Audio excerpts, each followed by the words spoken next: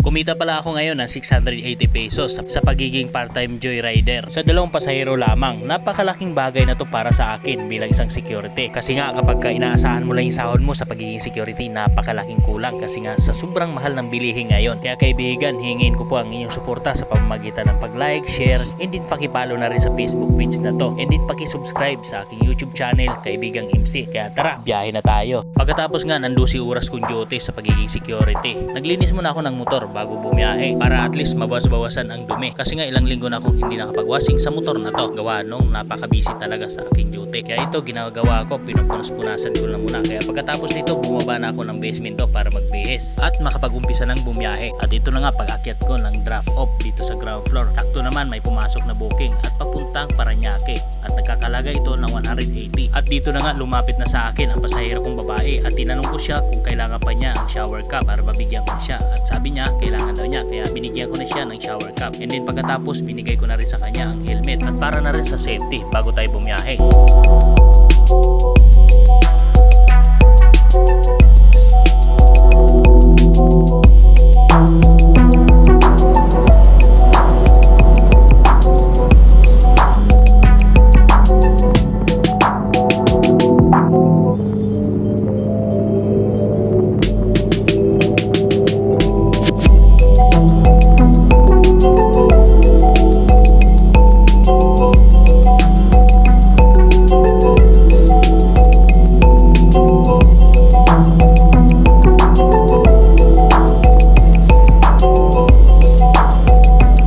Dumating na kami sa Parañaque sa oras ng 7:40 at pagbaba niya, ginikas na niya ang pamasahe na 180 at sakto paglipat ko ng pwesto, mga ilang minuto lang may pumasok agad na booking papuntang Ayala Mall, Parañaque na nagkakahalaga ng 140 at dito dumating na kagad ang aking pasahero na babae para umpisahan na naman panibagong biyahe.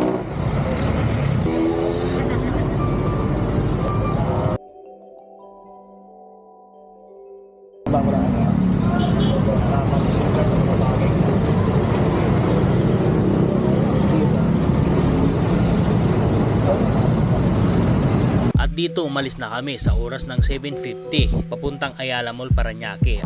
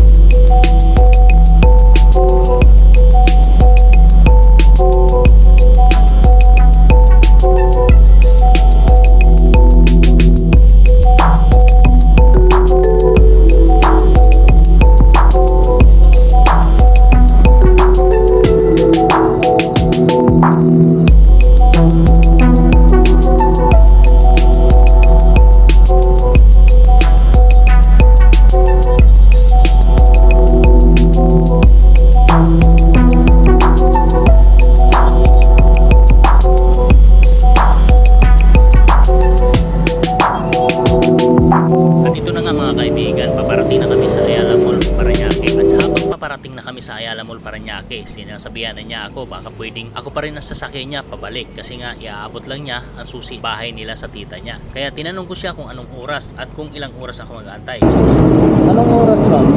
Ang sabi niya hindi na daw siya bababa sa motor at iaabot lang niya ang susi. Kaya pumayag naman ako na ako na lang ang sasakyan niya pabalik. At dito tinanong niya ako kung magkano pamasahe pabalik. Sabi ko magkano yung papunta dito, ganun din yung babayaran niya pabalik. Pero kailangan mag-booking siya uli. Pero ang sabi niya wag na daw, baka papasok pa sa ibang riders. At dito sinabihan ko siya na iscan ko na lang para hindi papasok sa ibang riders. Kaya dito nilabas na yung cellphone niya at iniscan ko na ang cellphone niya para at least sa akin pa rin siya papasok. At pagkatapos nga dumating na yung tita niya at binigay na niya ang susi. And then pagkatapos bumiyahe na kami uli pabalik. At habang bumabiyahe kami, may sinabi siya na mag-iba daw kami ng destination. Instead na dun sa bahay nila, pupunta kami sa isang restaurant dahil may kailangan siya. At nagulat na lang ako pagdating namin dito dahil ang binigay niya sa akin ng 500, hindi na niya ako hiningian ng sukle. Kaya sabi ko, maraming salamat ma'am at advance Merry Christmas. At hanggang dito na lang, maraming salamat. And ride safe sa ating lahat, sa kapwa kong riders, and advance Merry Christmas sa ating lahat.